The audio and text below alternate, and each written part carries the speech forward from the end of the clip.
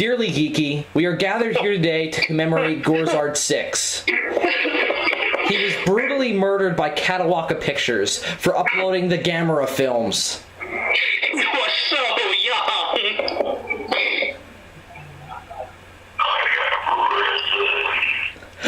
GORIZARD, you're alive! Oh my god. I'm like a bad sequel. I always turn up.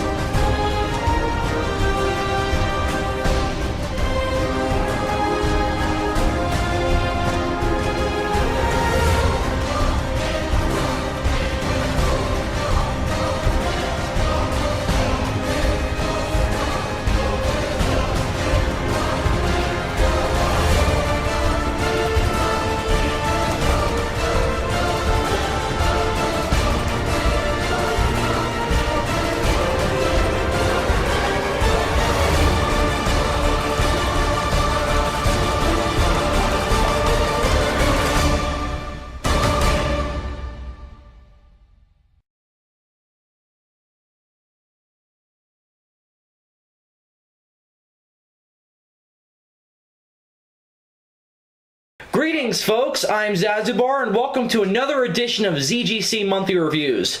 I'm here with the newly resurrected GORIZARD 7. I'm here with Chopper Pilot 5. Go rot in a hole. And today, we are here to review a movie that made Adam want to shoot himself in the foot.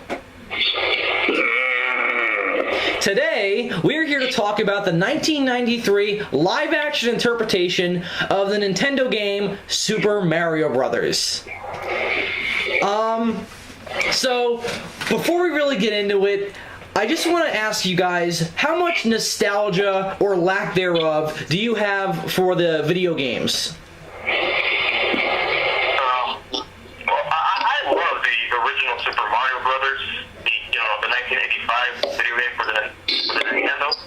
And I actually play it on a daily basis on my computer because I have an emulator. Anyways, it's such a fun game. It's so nostalgic. It's what makes video games what they are. It's what makes video games great in general. And the movie just kind of like it ruins years of video game development and all that stuff that makes video games great. It just kind of like destroys video games in one single blow. Yeah, I felt that way about it kind of too, and I want to get into why a little later. The first thing I want to say is that I personally don't have a lot of nostalgia for Mario Brothers. Honestly, I've always been kind of a Sony kid. I've always had PlayStations. The one Mario game I did play was actually not even technically a Mario game, and I played this one kind of religiously at my cousin's house, and that was WarioWare for the Wii. I love that game to death. I think it's one of the most fun games on the Wii, and that game really kind of was why the Wii was fun. Because it was all like running around and punching stuff. I thought it was a lot of fun. So Adam, do you have any nostalgia for Mario Brothers? I wouldn't call it nostalgia, but it's because only recently me starting to sort of merge myself with fellow geeks at school, hanging out with them, of course, they're going to make me play something really bad. And so they made me play Super Mario Brothers multiplayer, whatever you want to call it, for, I forgot, it was one of the old systems, but it was like a split screen. And I found myself enjoying it. I mean, it was dumb, it was stupid, and, that's what I got out of it. No, not really. It was kind of fun. Just never really got into a plumber going around and saving a princess. Yeah. And that's going to lead into what I want to say about this movie. This is one of those games that I don't think needed a movie. No. This was made because a bunch of whores wanted money and, said, here, make crap. Yeah, and there are video games out there, and GORIZARD, you did a perfect segment last month about the Halo movie that was never made. That's a perfect project I can see. Yeah, that's what I was going to say. It's a video game you can see be turned into a movie, but in the case of Mario, how can you make a plumber jump on top of cables and go through mushrooms and stuff like that? You're right. It makes no sense to me that, well, it does make sense. I mean, the games were incredibly popular, so I know why it was made, but... Well, I know this. A bit of trivia. When the studio approached the directors or the writers, forgot which, that said, you're going to make a live-action Super Mario movie, or Super Mario Bros. Movie, they knew it wasn't possible. So they decided to make a movie referencing Super Mario Brothers as much as possible. Yeah. And can I just say this? I honestly believe that they tried the best they could. It's so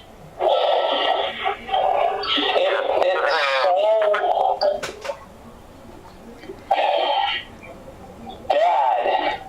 Yeah, but I don't think you could make a good Super Mario Brothers movie, and I really think they tried the best they could. I mean, let's look at it like this. What is Super Mario Brothers the game about? A guy gets sucked into an alternate dimension, has to rescue a princess, and every stage it says the princess is in another castle until the ending. And there's a Godzilla knockoff guarding the princess. How do you make that into a movie? You can't. Exactly. And I really think they tried the best they could. And here's my thing. Here's the main point I want to make with this my segment of the review. I think that they made the right move by making it a little dark. They tried to give this movie a vision of science fiction. And way out there, science fiction. But yeah, but I think that was the right move. And I think that what you said earlier was that they tried to make a movie that referenced it was really true. Because, I mean, I really got a kick out of how they explain how they jump so high. With those boots. I really got a kick out of it. It's just so stupid that I loved it. Well, no, you might bring it up later, but the thing that drove me nuts, and I knew right from the get-go I wasn't going to like this movie, is when they said the meteor that killed all the dinosaurs hit Manhattan, when the fact is that it hit somewhere out in the Yucatan. Thank you. That really pissed me off, because this was the same year as Jurassic Park. I doubt that the fact that they used dinosaurs in this was an accident. Right. Jurassic Park remains to be Steven Spielberg's highest-grossing movie, and I'm pretty sure it was the highest-grossing movie. I'm sure it was the highest-grossing movie in 1993. And I really think that they brought in the dinosaur angle just so that they could attract in the Jurassic Park crowd. Because I'm not going to compare it to Jurassic Park. I mean, Jurassic Park didn't feel like a 90s film. This did. Yeah, that's so true. And I want to get into horrible. Yeah. Yeah, this is to me why the 90s became so infamous, because it was just filled with really bad interpretations of children's franchises. I mean, we had Power Rangers this decade. We had, well, the movie I'm talking about. We had like He-Man and the Masters of the Universe. You know, there were others. I mean, like, you know, there's a lot of stuff in the 90s that was based on cartoons and video games and other franchises. And this was just one of them that I think really started the trend of them being awful. And I'm going to come out and say right now, I really don't think that this is terrible. I think it's bad, but I found myself kind of enjoying it. I agree. This is technically a bad movie, really bad movie, but in my opinion, it falls under the category of a movie so bad it's actually good. Yeah, that's how I felt about it too. It was just so stupid. I loved it. It was just so incredibly dumb. And really what I got out of it was, this was a bunch of big kids making a movie, but a really stupidly thought up plot. And I mean, it's really just, it's so simple that they kind of, I really think, again, that they tried the best they could, and I think they just really had a lot of fun making the movie. And Adam wants to kill me right now because he hates this. No, I did not sense that they wanted to make this movie at all. The performance that we got out of Bob Hoskins, or whatever the frig his last name is. Yeah, it's Bob Hoskins. When I heard him acting in this movie, I was like, he doesn't want to be here. He's doing it for the friggin' paycheck. Yeah, but I love him as Mario. I think he really got it. I really think that he was easily the best actor in this piece of crap. I mean, he clearly understood what Mario was supposed to be, and as a character. What is Mario supposed to be? Well, you know, the whole Italian plumber thing. I mean, you can say that, of course you can say he's stereotyping, but he didn't sound like he was from Italy. He sounded like he was from New Jersey. Well, no, that's what he is. Exactly. That's what I thought. I always thought that Mario was French. No, I always thought Luigi was French. But then I found out that both of those characters are brothers and are from Italy. But in this film, they don't really. I really didn't get that Italian descent kind of thing. It just seemed like Adam said, someone from New Jersey, and it seemed like I felt that like every now and then Mario would, just press at anybody. Even though this was like a G-rated, PG-13 rated movie, it just seemed like every now and then Mario would just want to say fuck you to someone, to a dinosaur. Yeah. I'm looking for the rating. I would imagine it's G. I mean, I can't imagine it being PG. I have the DVD right here. Let me check. Yeah. Oh, it's PG. It's PG. It's PG. That surprises me. I mean, this was made for the money. That surprises me. I left it in shit. What? Duh. It was made for money. Well, yeah, but I'm saying it surprises me that they went for a PG rating. Or they didn't go for it. That's what they got. So, I guess that we've kind of already delved into this thing a little bit, but let's go into a little more detail about the plot and everything. I mean, I'm looking at the IMDb page right now, and the little plot synopsis says this: the Marios rush to save a princess from Koopa. That's what the game was about. That's technically what the movie is about. But they add in so much dumb bullshit.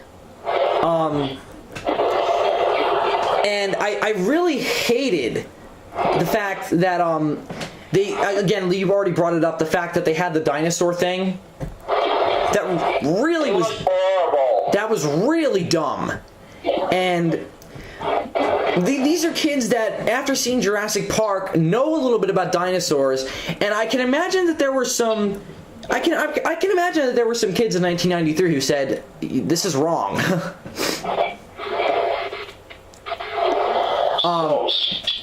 Yeah, and I have the same problem with this that I have with a lot of movies from the 90s. It treats kids like dumb idiots. Yeah. And that's offensive, because I was a kid in the 90s. And I really think that that's what this movie had a major problem with, was it didn't take its audience seriously, and it just thought that we can put whatever the fuck we want up on screen and it'll be okay because it's a kid's movie and kids don't have brains. As long as there's color, violence, and a little bit of humor, we're good. This will make money. That might work in today's generation, but not in the 90s. Well, this movie did make money. That's unfortunate. I think for the past 2 decades, Hollywood had this mantra of, if it's a kid's movie, we can throw whatever we want up on screen and it'll be okay. Mr. Popper's Penguins. Yep, that's a good example too. And again, I keep bringing it up. No, go ahead, Gorizard. I don't need to get off the subject, but Paramount Studios is doing the same thing with the Transformers films. Yeah. It's the thing. It's the same crap over and over again, and just audiences are just not like living up. They're like, did I see this already? They're still doing the same thing even after what, like 20 years? Yep. 20 years, and we're still getting the same bull crap. It's getting old, and I know we can say this as adults, and people can just say, "Oh yeah, you guys aren't kids anymore, so you don't get it." Yeah, but I really feel like, okay, I'm going to compare it to this quickly. Look at something like Batman the Animated Series and how successful that was. That took kids seriously. Crap like this, like Mario and Transformers and G.I. Joe and Mr. Popper's Penguins, that doesn't take kids seriously, and they see it and then it's completely erased from their minds when they walk out of the theater. Okay, I'm going to bring up an example. I don't know if you might count it because it was earlier, but the Planet of the Apes movies. Oh yeah, totally. But yet the allegories and stuff in the movies made the adults able to enjoy them, and the stories were so complex. Even the Pixar movies. Recently, I watched A Bug's Life again. That was one of the funniest movies I've seen in a while because there's a lot of hidden adult humor hidden within all of their movies. Yeah, Pixar's a great example. Yet there's still sort of like that humor for the kids and that colorful stuff for the kids, but yet the adults will also enjoy it. And that's what makes those type of movies so great. Yeah, look at Batman Mask of the... piece of crap. Yeah.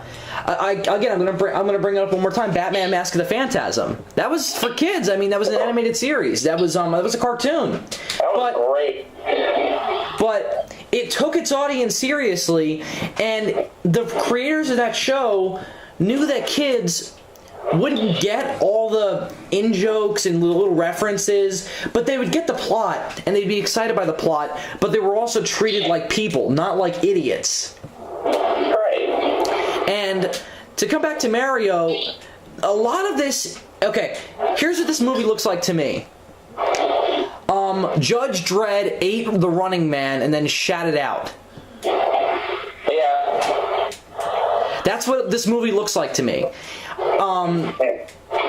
Just with all the colors and all the futuristic type cars and everything that are in the alternate dimension.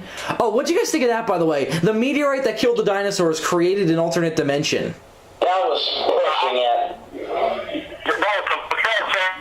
Bullshit. I didn't believe that. It seemed like a rip-off of Blade Runner to me. The whole futuristic city thing. Yeah, totally.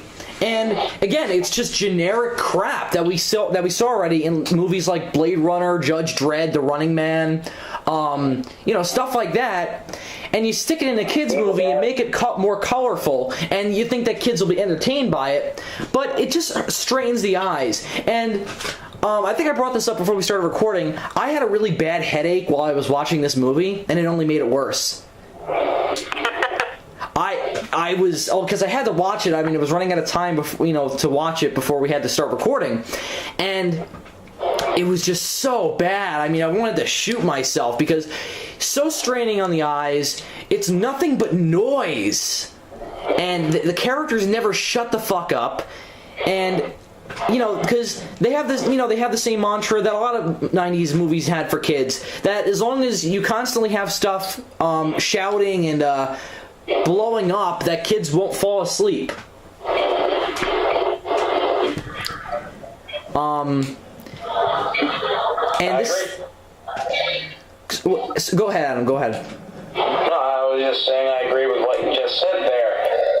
This isn't how you teach kids about proper cinema. If you're going to teach them how to do proper cinema, you add scenes of atmosphere, scenes of dread, scenes of, again, high action, but you only have certain amounts of that. It just drives me up the wall to think that we are dumbing kids down by making crap like this. Yep. And this is what's wrong with when people look at movies. Because of shit like Super Mario Brothers, people are like, oh yeah, that stuff is good, but stuff like Ben-Hur, the original Godzilla, the original Planet of the Apes is complete and utter crap. Yeah, because stuff like this is popular. Whenever I say that I like my favorite year or my favorite decade from film in which films came out was the 60s, people just look at me like I'm a freak of nature. Same here. It really is just kind of sad that cinema has come to this. Now look, I don't want to turn this review into a witch hunt. I really don't think we should. Now I'm glad that we all brought this up. This is interesting to talk about. But let's go into a little more specifics about the film itself. I think that everyone besides Bob Hoskins is terrible and annoying. Yes. Dennis Hopper as the villain, I wanted to shoot myself. He's so bad. He can't deliver a line without stopping and just. There's a lot of times where he pauses and it makes no sense. He's like a knockoff of Christopher Walken in this. I was going to say William Shatner. Gorizard, what'd you say? I said they might as well have gotten Christopher Walken for it. He looked like Christopher Walken in the first place in this film. He did. And I could not stop laughing at his makeup. He looked like a Star Wars character that was thrown in a dumpster. That's what he looked like to me. That's what this whole movie looked like. And he was just really boring and really silly, and he wasn't. Maybe he was more over the top. I could have enjoyed him more, but he was just shy of that, and just a really terrible acting in this, where he didn't sell me that he was supposed to be a threat or that he was even supposed to be entertaining. He just seemed like he wanted the paycheck. Jeremy Irons was in this. Yep. Jeremy Irons as King Koopa. That would have been brilliant. This would have been a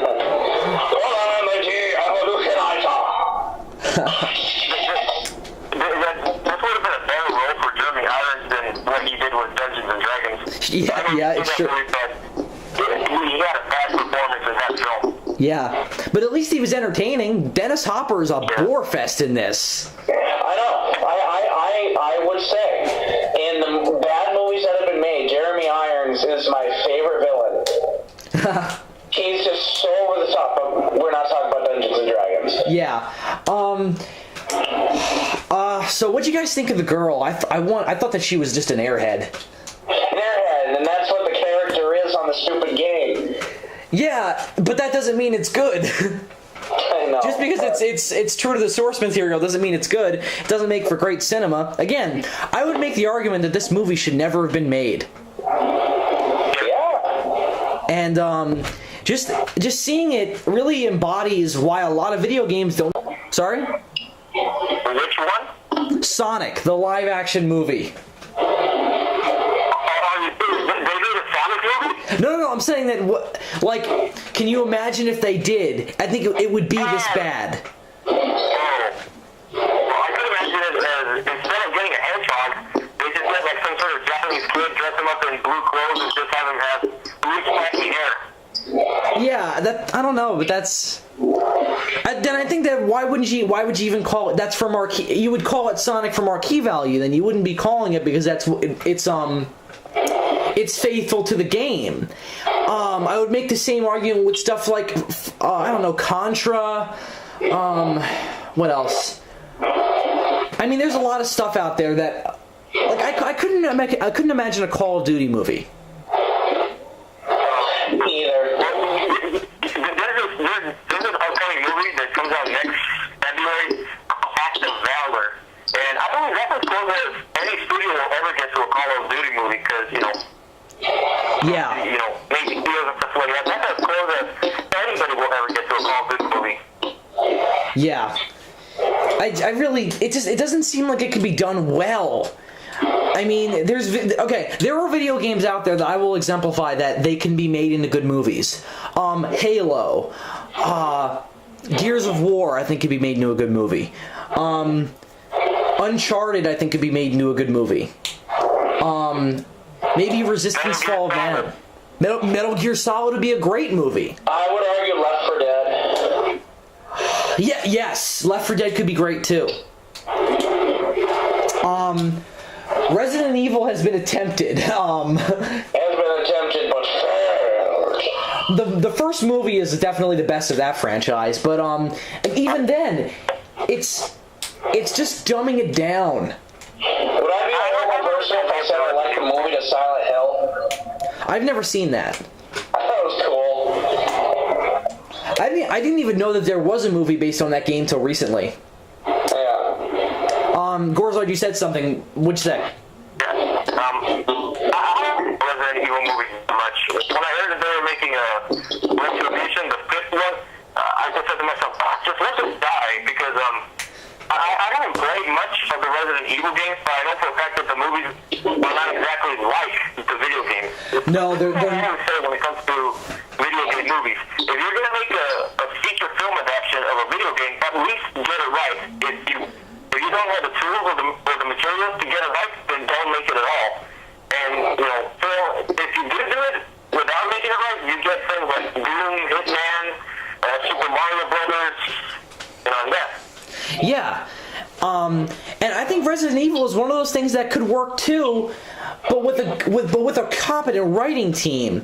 And we're going into a lot of territory about other video game adaptations, and the reason is because Super Mario Brothers was really the start of it. That really paved the way for crap like Uwe Boll movies.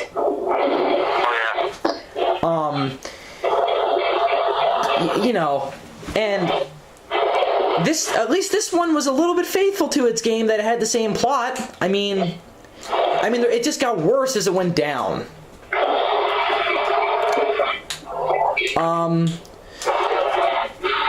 So one thing I wanted to talk about too was what do you guys think of the special effects?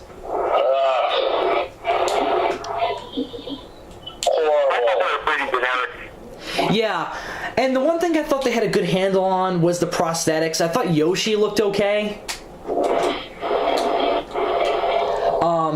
But again, there was something that I was just like, oh, that's supposed to be Yoshi. It looks like a tiny dinosaur from like a Ray Harryhausen movie. But even it's a shame, Ray Harryhausen. Yeah. How dare you? Well, I'm just saying it generically. I thought that Yoshi looked okay, but again, it was nothing like he was in the games. It was a tiny okay, now here's what I meant to say. It looked like something. You guys ever see the movie Prehysteria? No. No. Oh, well, that was also a 90s... Okay, I kind of grew up on it. That was a 90s franchise that was about tiny dinosaurs. And that's what this reminded me of. Because those dinosaurs were done with little animatronic things, too.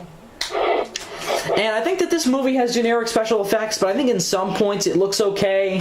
Like, again, Yoshi looks good. I think that the Goombas look okay. Even though their mouths just like droop like they're like brain dead. Although I at least liked that they all look different. Oh yeah, I will hand them that. They all just didn't look like clones. Yeah, and I thought that was kind of creative, a little creative, what they did with the whole de-evolution thing and how they brought Goombas into the live-action plane. I mean, weren't they just mushrooms in the games or something? Yeah, the whole point, the whole video game the Goombas are the turtles, right? Yeah, well, they bring it up. Well, they do bring up that this is the Mushroom Kingdom. And I found that really dumb. Because they had the princess's father become a mushroom, like it was really dumb. That whole like how they explained that it was the Mushroom Kingdom, that King Koopa created the princess's father turned him into a mushroom-like creature, and that he like covers the entire city in it was really confusing. You know what I thought of while watching that? It just made me really miss the movie Matango, directed by Ishiro Honda. Haha, yes. Yes. Yeah, I want to say something. I show that movie to my friends and they laugh at the title. I'm like, yeah, laugh at the title. Then just watch it and tell me you have the same opinion about it. Well, the movie's good. Yeah, oh, that is a good movie. But this is not. Okay. Were you guys confused about what the hell the relationship was between Mario and Luigi? Are they father and son, brothers, just friends? They're brothers. I don't understand how, but they are brothers. I was so confused because they have the same last name. That implies that they're somehow related by blood. But they're like 20 years apart. If not more. I mean, what's his name? Bob Hoskins? He looks like he's like 40, and John Leguizamo looks like he's 25. Yeah. It's just really jarring. You don't have to explain it. Yeah. I also thought it was really dumb that they had their last names Mario. I think that was an attempt by the writers to get the audience to understand that this is why they're called the Mario Brothers or something, but I thought that was a little bit dumb. Yeah, and it comes off as lazy writing to me. Also, the plot is just so dumb, and one thing I was thinking was, if this movie goes the route of... Okay, so there's a subplot that's not really in the games, and that's with that whole crystal thing. Again, it's a plot device used by a lot of these movies, like a lot of movies like this, that both the good and bad guys are going after an artifact. Excuse me. They're going after an artifact. It's a really heavily used plot device. If you see movies like The Phantom, The Rocketeer, a lot of the Indiana Jones movies, then you know this idea that they're both going after an artifact, and in this case, it's some kind of meteor rock. Now, what this meteor rock does is it unlocks something. I forget what it was. I remember. It brings the two dimensions together. See how confusing this is? I mean, I'm confused just explaining it. Only Stanley Kubrick can do that. Yeah, but this is for kids. I mean, this is a plot that's just confusing for the sake of being confusing. It's not confusing in a good way like, Batman Mask of the Phantasm. Like, it's not a mystery story. This is just so convoluted. It doesn't know what it's trying to be. And I really think that kids watching this maybe a second time would really hate this movie because it's so convoluted and it's so uneven in its it's really a confusing mess. That's how I can pretty much sum it up. It's a confusing mess. Yeah.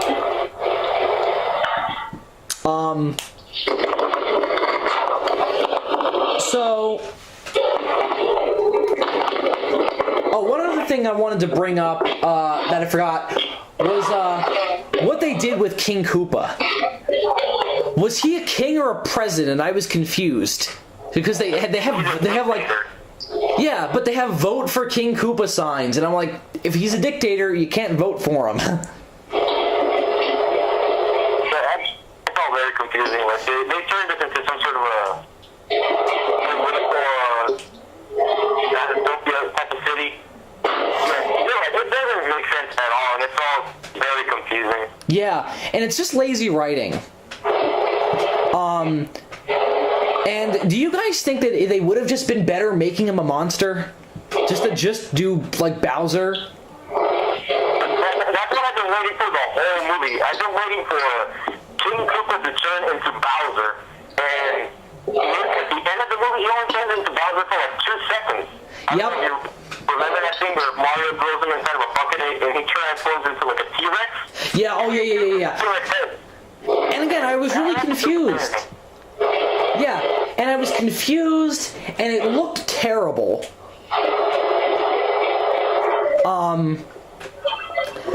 Yeah, it really looked. They had a decent handle on the dinosaur effects throughout the entire movie. They looked a little plasticky, but I don't think they had an enormous budget with this movie. So they tried the best they could, and I really think they could have pulled off a decent Bowser if they just would have made a suit that they were going to use for the whole movie. And I think that when they decided that they were just going to have him in there for like 2 seconds, they got lazy and just like threw something together that barely resembled like a Godzilla knockoff and said Bowser. And it really looks terrible.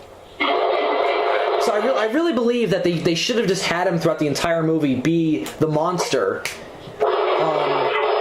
Because then we wouldn't have had to deal with Dennis Hopper's performance. Right. It would have made things a lot more interesting.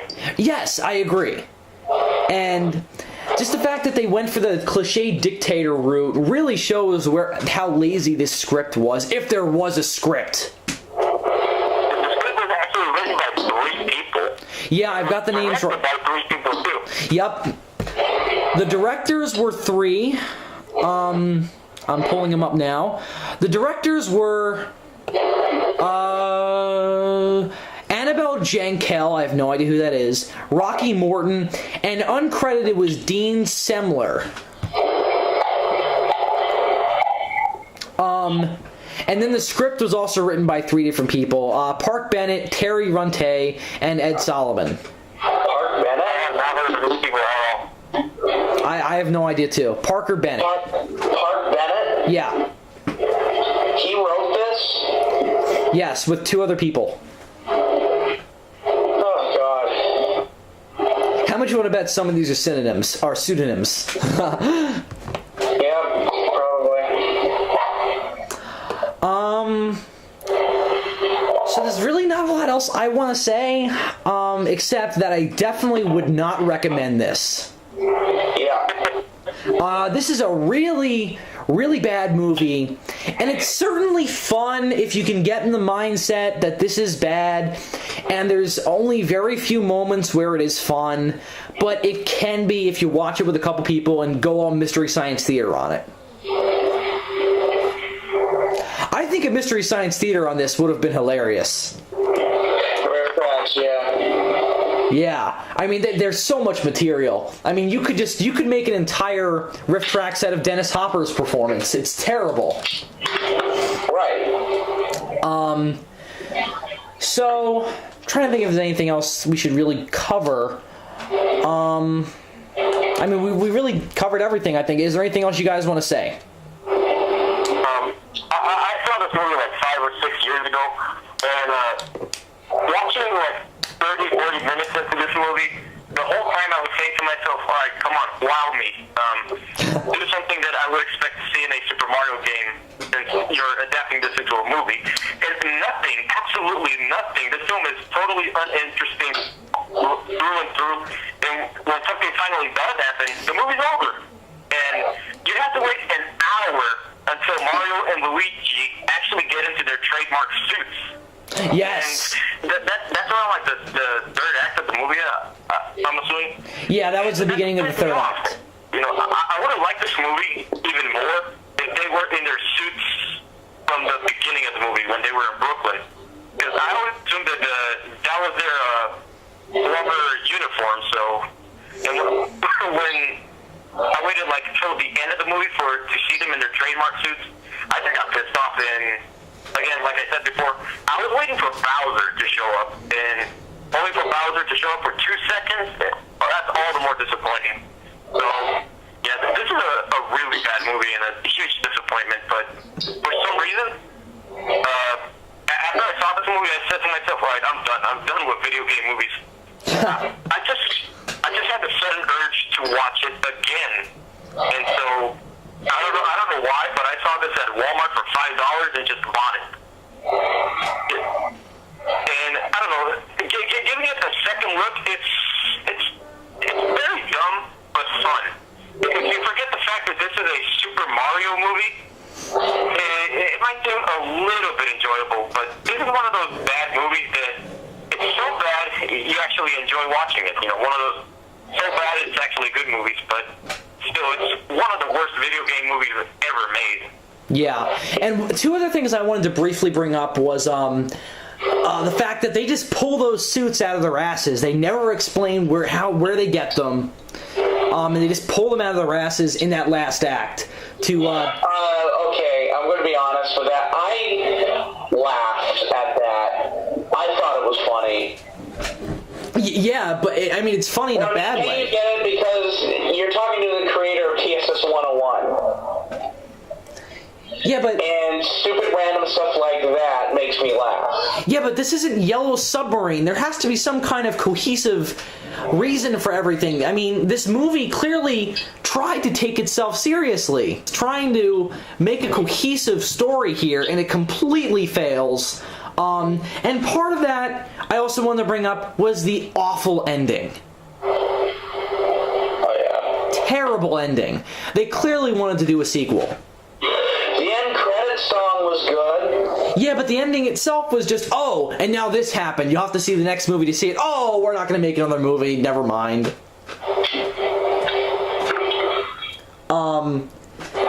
Really terrible. So that's pretty much all my overall thoughts. So Adam, what do you haven't really given your overall thoughts on it yet. So your overall thoughts. Okay, this is the case of cinema being completely wrong. It's shot wrong. The acting is horrible. The editing is atrocious. The direction is atrocious. The cinematography is horrible. Everything with this movie is freaking wrong. And I hate this movie. I absolutely hate this movie.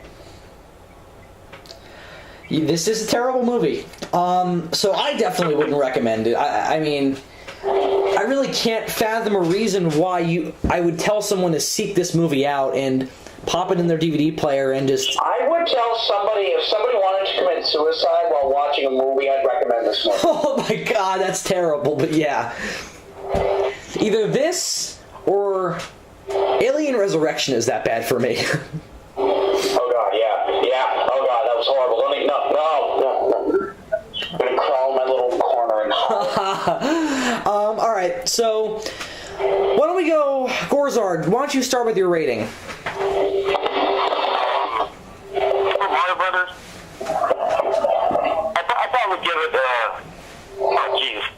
I want to give it 1.5 star for the filmmakers, actually trying it out. Well, but at the same time, I want to give it 2 stars because it just seems like a nice try, but you could have been better in all these elements. But I'm gonna have to give it 1.5 stars out of 4. Yeah, and I have to say the same thing. I think you guys tried your hardest with this movie.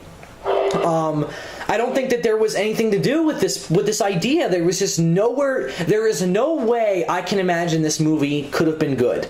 I really believe that, and I believe that for a lot of video games that you can't make a good movie out of it.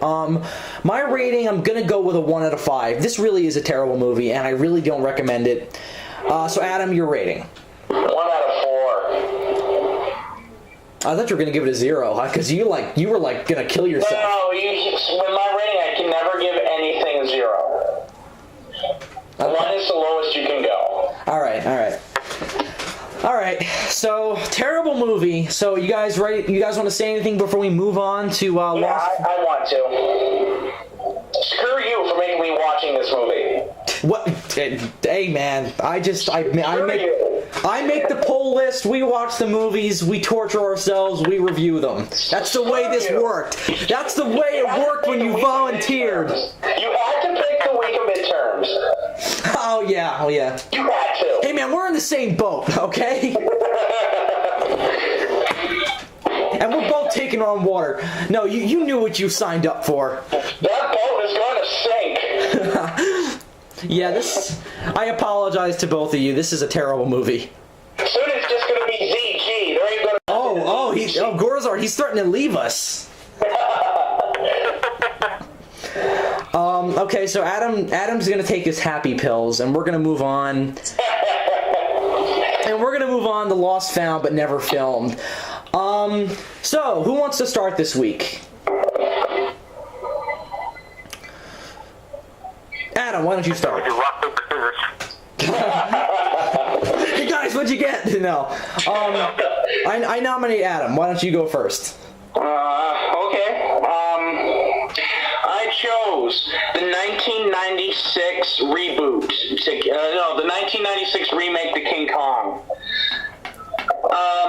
Ooh. And it was brought up to Peter Jackson. In 1996, when Peter Jackson was making The Frighteners, which is a pretty good movie, starring Michael J. Fox, he was approached by Universal Studios to make a remake to either Creature from the Black Lagoon, which Peter Jackson said he got excited about, or King Kong, which he got really excited about because King Kong was his favorite film.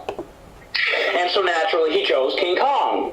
And so once The Frighteners was completed, we had a workshop, started working on giant animatronic hands for Kong. It was really interesting to hear about it. And I checked out the script because you can download the script on the King Kong extended director's cut thing that I have. And it was really interesting, but so bad. I mean, the script was awful. Jack Driscoll was a World War I fighter pilot. Carl Denham wasn't really a film director as much as he was just a person exploring the unknown. And Daryl was like this daughter of a lord in England or something like that. And there were just, I believe it didn't even take place like on Skull Island. It took place out on this like peninsula. So it almost felt like it was more honorable to Arthur Conan Doyle's The Lost World than King Kong, which is really funny considering Peter Jackson loved King Kong. Anyways, it was extremely stupid. There was a scene where they were driving in a car, and then and then they get trapped in the swamp, and these alligators busted through the car windows and started eating people out of the cars. And then on top of that, there was no natives. Kong, I hated Kong. Kong was like King Kong in the 76 version, where he was just a dumb brute. And then, add to that, what was I going to say? Oh, yeah. Ann Darrow was like Ann Darrow from the original one. She hated Kong. She wanted to get away from Kong. And then, by the end, she does wind up having sympathy for Kong. So when they're up at the Empire State Building, Jack Driscoll gets in a biplane and tries to shoot down the biplanes trying to kill Kong, but it doesn't work. It was a mess. It was a complete mess. In fact, if I was going to compare it to any movie that was made, it would be the first Mummy movie made in 1998, I believe. Yeah, that was 98. Yeah. In fact, they brought it up in the documentary about it, is that the Mummy was actually a ripoff of the King Kong 1996 script. And it was really friggin' stupid. But there were some parts that we were able to that made it from the 96 version into Peter Jackson's current version. The Bronto Stampede, or the Brontosaurus Stampede, was from the 96 script. The beautiful part where Kong is thumping his chest, sign language for beautiful, that was in the 96 script. A lot of the dinosaur designs were in the 96 script. And it was really interesting that because Peter Jackson wanted to shoot these things that he called prevas, which were basically in King Kong, when it was made in 2005, what they did was they shot all the important scenes in CG to sort of lay out the sequence instead of having like storyboards. And Peter Jackson wanted it to be all shot in stop motion as a nod to Willis O'Brien, and so they had these humongous brontosaurus models made, and there was a total of 16 brontosaurus models, and they actually shot it. It was actually kind of cool. And then, oh yeah, and I forgot to mention this. Kong was always going to fight the 3 V-Rexes. That was in the 96 script, and that was in the 05 script. But utterly, what wound up happening was production just kept getting bogged down and bogged down and bogged down until by the time it was 1998. And when 1998 came out, there, of course, was the Godzilla movie that was released and Mighty Joe Young, yet a remake to Mighty Joe Young, which was yet again a movie about a giant gorilla. So they were looking at King Kong being the third out of these giant monsters on the loose movies. And so Peter Jackson wound up being like, yeah, okay, we can't make this. And so, yeah, they just basically shit-canned it. And, of course, we all know what Peter Jackson made after that. He made all 3 Lord of the Rings films. All I can say is just thank God that that movie wasn't made and that we got the masterpiece of the 05 version, because this version was very much like the stereotypical 90s action movie. It wasn't a Kong movie. It was missing all the allegories. It was missing the heart. It probably would have been a good adventure film, but it just wouldn't have worked as a Kong film. I have never heard of that. That's really interesting. It sounds terrible. I actually found the script right now. I'm going to read it later, but wow. Everything you just said, how terrible it is, it just, intrigues me more to want to read. Because I just want to see how bad they tried to rape the original King Kong out of this, How you just explain this 1996 version of King Kong is almost like in the same way that Sony raped Godzilla. It didn't stay true to the source material, and they tried to make it into something of their own. Yeah, that sounds awful. I mean, yeah, when you were bringing up how she was like the daughter of an English lord, I was like, are you sure they weren't remaking The Lost World? Yeah, because that's what it felt more like. It was being more honorable to The Lost World. Yeah. Than King Kong. Which there was also a 90s version of The Lost World that I've seen. Yeah, I have too. Yeah. That sounds really terrible. Thank God that was not made. I'm assuming Kong was going to be done with a suit. No, Kong was going to be done CG. Oh, that would have looked terrible. Yeah. That would have looked awful. Well, no, I don't know, because I thought the CG work done in The Frighteners was really good. And, it's Peter Jackson. That's all I'm going to say. If he was going to do the visual effects or be in charge of the visual effects, it was going to at least have good visual effects. Because as much as I hate the 1998 Godzilla, I do think the special effects are pretty good. Yeah, but I don't. So in that case, I think the special effects for King Kong would have been great. The special effects for Mighty Joe Young is really good because Mighty Joe Young wasn't CG. It was a gigantic mechanical puppet. Yes, I thought those effects were good too. But hair never looked good in CG in the 90s. Oh, yes.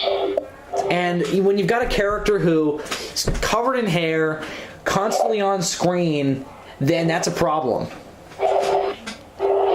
Yeah, and you know what? I thought it would have been cool. I would have liked to see Peter Jackson's take on the creature from the Black Lagoon. Yes, that would have been awesome. That would have been good. And we're going to get I probably would have said to the studio, I would have been like, I'll do Creature from the Black Lagoon, and then you should let me do King Kong. Yeah, well, why not just do both? I think a really good remake of The Creature from the Black Lagoon can be made, and we are getting one, but I think it's going to be terrible. We're getting a remake? Yeah, you didn't know about that? No. Yeah, it's been in limbo for years, but it's getting made.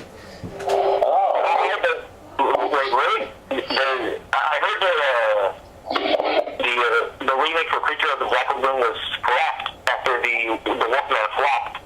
Oh, I didn't know. I've only been hearing about this scantily for years. But I heard last I heard it's in like development, but I could be wrong. Well, of course, we've gotten word from Godzilla that Godzilla's been in development since 2003. So yeah, who knows? Adam, that's a great pick. That's really interesting. I've never heard of that. I want to read that script now. You get the 3-disc King Kong extended director's cut thing, the documentary, the 3-hour documentary that they have on that explains the 1996 script in full detail. In fact, it gives you a free download. So. Oh, that's so cool. I'm gonna get that now. Well, mine kind of relates to Adam. So, Gorizard, do you mind if I go next? All right. So, I'm sure this is something you've both heard of. Today I'm going to be talking about Oliver Stone's 90s reimagining of Planet of the Apes. In 1993, two producers named Don Murphy and Jane Hampshire pitched the idea of a Planet of the Apes revival of 20th Century Fox. Oliver Stone wanted to be an executive producer and was on the fence about being a director. But here's the thing. Oliver Stone, after getting the pitch from Murphy and Hemsworth, watched the original 5 movies and said they were awful. Oh, God. But he signed on anyway. And he also wanted to co-write the script. Here was his idea for a story. Oliver Stone pitched an idea that we're in the future, there's a plague that's wiping out all people. And so a scientist named Dr. Robinson, I wonder if there's a reference there, I don't know, to Lost in Space, goes back in time to try and it's confusing. It's either find a cure or okay. Here, it's so confusing. He wanted to go back in time because he found out the source of the virus was coming from, I think it was some kind of ancient civilization, during the time of the Stone Age. So he goes back in time with a pregnant woman to try and find out what's causing this genocide, and he finds cavemen that are at war with a futuristic advanced civilization of apes. Who these apes had stolen some kind of code from the Bible that told them how certain civilizations were going to end, and it's really confusing. And the apes use that to try and erase humanity from history so they can rule the world. And pretty much that was the concept, and it was just going to pretty much be a war movie in the same vein as the Terminator films. Oliver Stone hated the original Planet of the Apes. He thought it was a terrible movie, and he told his screenwriter Terry Hayes to pretty much write something that completely butchered it. Oliver Stone, he also wanted Arnold Schwarzenegger to be in the movie. Arnold Schwarzenegger was supposed to play the cavemen's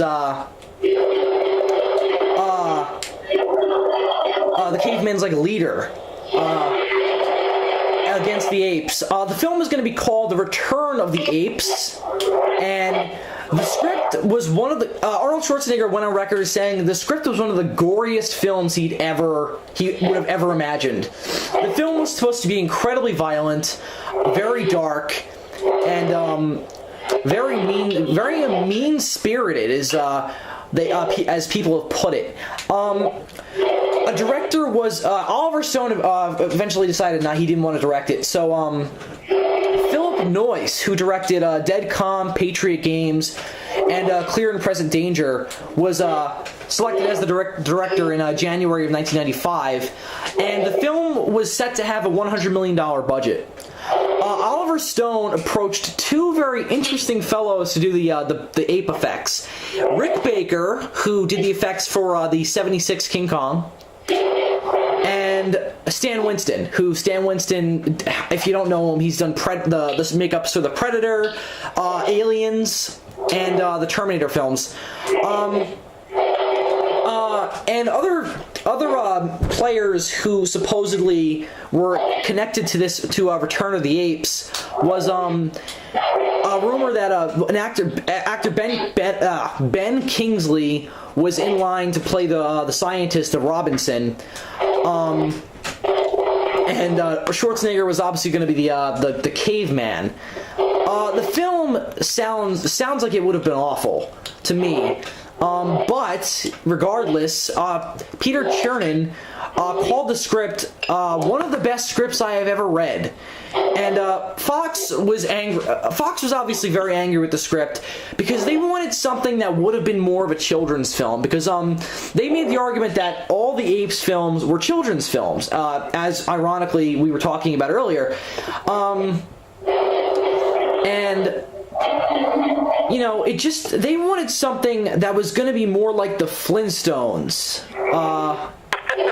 not the Terminator. And I'm trying to find this little story that I read. If anything, the apes are supposed to be more similar to the original Pierre Boulle novel, because the apes are supposed to be more futuristic. But Dylan Sellers, who was the head of production, wanted to try and make the film more child-friendly. So he said, I'm going to quote him exactly. He said, "What if Robinson finds himself in ape land, and the apes are trying to play baseball, but they're missing one element, like the pitcher or something. Robinson knows what they're missing, and he shows them, and they all start playing." Here, you want to know why the film died? Because the head of production refused to give this up, and Stone and everyone else just left. Because they didn't want to make it a children's film. Honestly, I'm kind of on the fence about this one. I really don't like the fact that Oliver Stone hated the original Planet of the Apes, and then I really think he's the wrong person to make the movie. But I can't say that I wouldn't be interested in watching it, but it really comes off to me as both overly gory and money grabbing. I wouldn't really be able to get behind an apes film that doesn't have any allegory, since it really comes off to me like this would have just been sci-fi action for the sake of sci-fi action. It doesn't seem like there was rhyme or reason to why there was so much violence and hatred. And it doesn't come off to me like the apes and humans have the same kind of dichotomy as they had in the original franchise. So I'm just really happy this was not made. Terrible idea. So that's my pick. Oh yeah. Well, one about the visual effects designers or whatever. Either choice would have been good. Oh yeah, totally. You know what? This would have been a good movie if it wasn't related to Planet of the Apes. Yeah, I could have. Yeah, I agree with you. You know what? This actually reminds me a lot of that Japanese knockoff, Time of the Apes, was it called? Yes, and you know what? They were supposed to be chronologically frozen. Yeah, I mean, this reminds me of Time of the Apes, because Time of the Apes were clearly a bit advanced. Yep, exactly. And these apes were supposed to be more like conquerors than just living civilization. They were supposed to be conquerors. Well, I guess all I can say is give me General Aldo and I'd be happy. Oh, I wouldn't even... Yeah, but again, he hated the original Planet of the Apes. There was like no connection. Yeah, Oliver Stone isn't a good person. That's all I'm going to say. Very, very much so. A dark little man who likes to hate on the world, certainly. I'm very happy this was not made. I know that there are some Apes fans who would disagree with me, or maybe not Apes fans, just like film buffs in general, who maybe thought that Oliver Stone could have turned Planet of the Apes into something darker. But I've got to say, just because it's dark... Rise of the Planet of the Apes did that. Yeah, Rise of the Planet of the Apes did that, and it was still Planet of the Apes. Yeah. Because that was faithful to Planet of the Apes. It had the allegory, it had all that stuff in it, but it was still something new. Yeah, this really comes off to me as hatred and violence for the sake of hatred and violence because we can do it. This is the 90s, damn it. So I'm very happy this was not made. I definitely would have been curious about the ape makeup. Yeah. It was supposedly. I've got a concept art here. The apes were supposed to be very much so dark. The ape I'm looking at right now. Would have had like human skulls all over his costume. He looked more like a predator than anything. Yeah, you should definitely put that put that picture in the video. I'm going to definitely. And he's got like scars over his face, and it looks really terrible. Well, it looks cool, but it doesn't look like Planet of the Apes.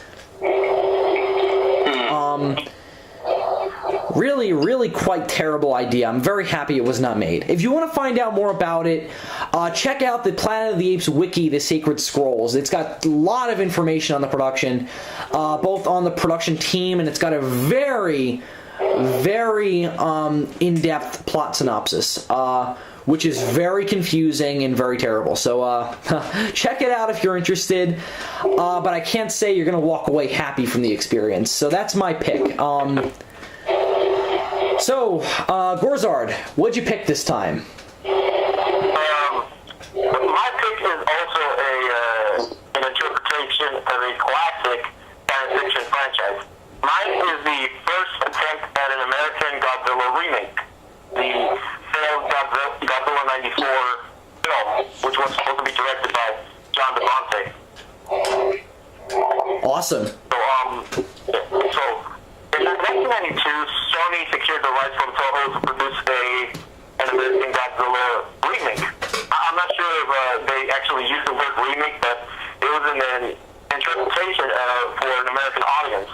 Anyways, the first people that they hired on the American Godzilla film was Ted Elliott and Terry Rossio to write the script. And these were the same guys who wrote the script to Aladdin, and then they would later write the script to the Pirates of the Caribbean movies. And then later they would hire John DeMonte, the director of Speed, to come along and, help Godzilla. And the funny thing about this, John DeMonte was a fan of the earlier Godzilla films, in which, to the equivalent of Roland Emmerich, he never liked Godzilla, so there's a bit of irony in this. Anyways, the script was rewritten to fit John DeMonte's interests, and let me tell you, the script for Godzilla 94 is amazing. It's just awesome. It's more respectful, more honorable to the Japanese Godzilla than the 1998 film is. Although they rewrite the origins of Godzilla, he's not really a nuclear holocaust allegory for the creature created by nuclear bombs. He's actually this creature who was created by an ancient civilization to protect the Earth from future evil. So basically, it was kind of like this, I guess, an homage to the superhero Godzilla than the 1954 Godzilla. Sounds like Heisei Gamera. Yeah, that's what I was going to say. That sounds just like Heisei Gamera. Yeah, some fans point out that the Gamera Guardian of the Universe and Godzilla 94 have extreme striking similarities, but I'll get to that later. Anyways, I read the script. I'm reading it again, not right now, but in class. And the characters in the film are so well developed. They're very relatable. They're very believable, and it's not cheesy. It's not cheesy at all. Unlike the characters in the 1998 film, who are very stereotypical. The characters in this film are real. They take this over-the-top idea of a giant monster attacking a city and make it a bit realistic in terms of the characters.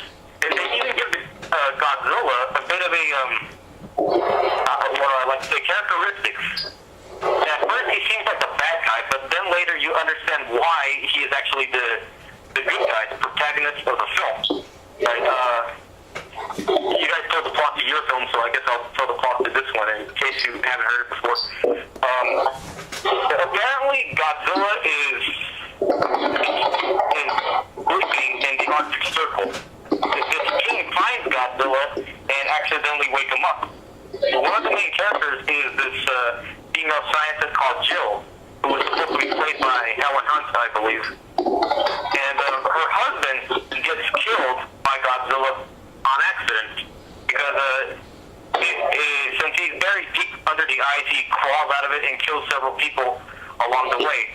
So Jill has this grudge against Godzilla, and 7 years have passed, and Godzilla resurfaces after this alien probe from space lands in the Arizona desert and begins collecting DNA from these animals and creates a monster called the Griffin. That's a little later in the script. Godzilla is the first monster to awaken, and the military first interprets the creature as a hostile being. Godzilla attacks San Francisco, and then they later capture him. I don't know, that's a little bit weird, Godzilla being captured. But yeah, that's a little... Apparently in the script, Godzilla kept under the ice by a red fluid, which apparently put the monster to sleep. It made him weak. It was basically Godzilla's kryptonite. There's some sort of red fluid that goes unnamed throughout the whole script. Anyways, there's another scientist. I'm assuming he's a zoologist or a paleontologist called I forgot his name. Aaron, I think it's Aaron. But anyways, I forgot who was supposed to play him. I'm assuming it was Jeff Goldblum, because he just seemed like that type of character he would play. Yeah, but definitely. Anyways, he discovers the origins of Godzilla and finds out that some sort of ancient civilization created Godzilla to defend the Earth from evil monsters. And the whole allegory and metaphors of nuclear weapons is missing. And instead, we get this whole ancient civilization that used to existing. And one of the characters, one of Aaron's friends, gets, I hate to use this word, but gets possessed by one of the aliens that has survived and tells the humans that a monster will destroy the world.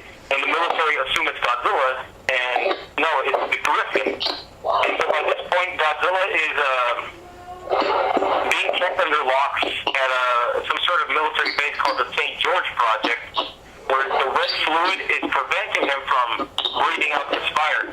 In this script, Godzilla breathes fire. He doesn't breathe his atomic breath. He breathes fire. That makes sense. I mean, given his origin. And the Griffin attacks New York City, and the military have no choice but to decide to unleash Godzilla and use him to fight the Griffin. And so, you know, the whole action sequences, it switches from Godzilla's attack on San Francisco to an ultimate showdown in the streets of New York. And it's written very well. It's written very detailed. It's just really good. This would have been a really great Hollywood interpretation of Godzilla, despite the rewriting of his origins. It's just very reminiscent of one of the Showa Godzilla films from the mid-60s and 70s. You know, the superhero Godzilla that, you know, everybody mistakes Godzilla for. It just seemed like John DeBonte and Ed Elliott and Terry Rossio, that they really loved the films like Godzilla vs. Mechagodzilla or Godzilla vs. Megalon or the Sea-Monster, and just took those elements and just created a fun Godzilla film that everyone would enjoy. And this is what I got from reading the script. It seems like a summer blockbuster popcorn film, even though that's not what Godzilla is, but that's how they wrote it. And despite that, it's more faithful to Godzilla than Roland Emmerich's version is. And if that film was made instead of the 1998 film, I think it would have liked Godzilla even more. And this would have let Sony make more Godzilla sequels. And it's a shame that they're going to do that. And the reason why it's called Godzilla 94 is because in that same year, Sony scrapped the project because they panicked when they saw John DeBonte's estimated budget of $138 million. That's what he thought the movie was going to cost. And so they fired John DeBonte, they scrapped the script, and they handed it over to Roland Emmerich and Dean Devlin, who ironically, their Godzilla costed $138 million. So, you know. It's very ironic. That's weird. The Godzilla 94 project is full of irony. You wouldn't believe it. Yeah. It's ironic. That was the year I was born. Okay, so how was that relating to the Hase Gamera? Oh, yeah. Okay, in and Gamera, Guardian of the Universe, they say that Gamera was created by an ancient civilization to defeat Gauss, where in Godzilla 94, apparently the same civilization in Gamera, which is the people from Atlantis, created Godzilla to fight the Griffin. Yeah, that's ironic. I forgot what other elements were similar to Gamera, but you can find them on the internet. I don't know where, but supposedly the magazine G Fan said you could find them on the internet, and I tried and I couldn't find them. But that's the basic element that's very similar to Gamera. And the funny thing is that this was written 3 months before Gamera was released in Japan. So around the same time that Elliot and Rosia were writing the script, Gamera was being filmed. So I don't know whether they were plagiarizing Gamera or whether it was sheer coincidence. I would imagine it's just a coincidence, but yeah. I don't know. It almost works better with Gamera for me than it would with Godzilla. May just be me, but I really feel like if you take away the nuclear allegory, you're missing something. Yeah. And I definitely would have enjoyed 94 better than I liked 98. Yeah, I think, to be honest, I think I would actually kind of like that a lot. No, I would too, yeah. I probably would have loved it, but again, with the whole nuclear thing missing, it's just something that makes Godzilla Godzilla. But again, it definitely would have been entertaining as hell. And during our chat, Gorizard, we love what was done with the Griffin. That's a badass looking monster. Really wish we would have gotten to see it on screen. I think this is an example of good 90s era movies. You have the bad 90s era movies like, Super Mario Brothers, Wild Wild West, and the 1998 Godzilla. But Godzilla 94 would have been part of the good movies from the 90s. Even though, the nuclear aspect of Godzilla is missing, but this is a good reinterpretation of Godzilla to the West. And I highly recommend you to read the script if you haven't, because it's a very entertaining read, and it gets more interesting as you read on. The characters are very good, they're very intriguing. It's just good, and it's very disappointing to me that they preferred Devlin and Emmerich's Godzilla over John DeMonte's. And it would have been a great Godzilla film. I don't know if I'm pretty sure by now you guys seen the design. Yeah. And Winston's design. Yeah, freaking love that Godzilla. The design for Godzilla 94, they stay close to the original Godzilla, in which his design is more of an iguana creature. Yeah. Godzilla is a dinosaur, but lizards get evolved from dinosaurs, but still, Godzilla is a mutated T-Rex. He's not a mutated iguana. It's like the equivalent of saying that a mutated human is instead of mutated primates because they're following evolution, something like that. But. Yeah, well, that just really shows me why 98's terrible, is because they didn't know Godzilla. And a mistake like that really makes me mad. It really shows where their attention was, and not on interpreting Godzilla. It was on making a film that would be popular. And I mean, the movie made money, but didn't mean it was good. Okay. Because people expected to see Godzilla, but instead they got a rip off of the Beast from 20,000 Fathoms and Jurassic Park. Yes. It's a result of false advertising. Yep. I mean, there was so much marketing for this film. I mean, I saw all the Taco Bell commercials. I saw all the posters. I saw the signs that said Godzilla goes sightseeing. His foot is as big as this bus. I mean, that was a huge deal. But the movie did not even closely come to living up to the advertising. One thing I want to say about this episode is we all tied together, like, everything we talked about together. I just want to talk about that Godzilla 94 thing. Oh, sure, go ahead. I want to bring something up. I just typed up on Google the design of the Griffin, and I have to say, you two were liking it. I kind of don't. Oh, really? You don't like it? Yeah, I think it's... I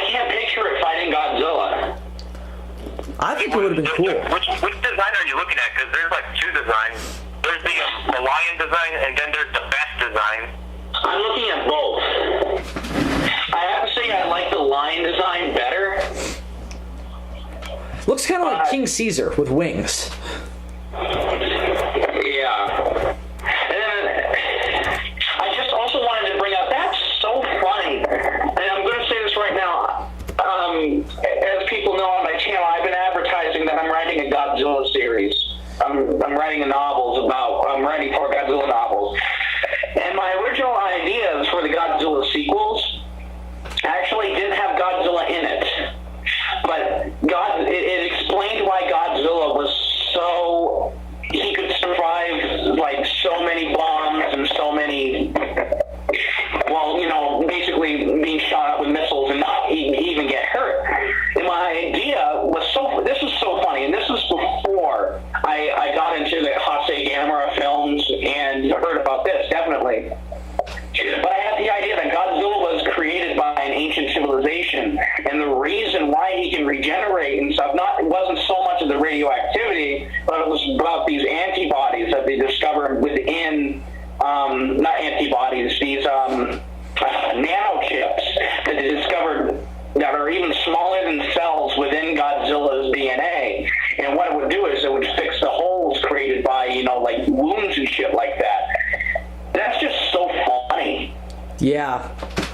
I remember you telling me about that. Really, the story of Godzilla 94 is very interesting. Yeah. I mean, again, I honestly think that this is another example of where people think of before they get, ahead with their projects. The ideas where people sort of go before they wind up making their final product. And this is a case where it would have been better than the crap that we got. But I mean, in the case of like the 96 King Kong. Yeah. I mean, it just shows you how you need to think of some outlandish things before you get something good. I mean, look at what we got with Planet of the Apes out of the Oliver Stone idea.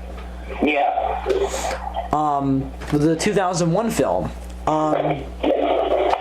So one thing I liked about this chat was that we all kind of connected everything, because one thing I wanted to say was that Pat Totopoulos, who did the effects for 98, did the effects for Super Mario Brothers.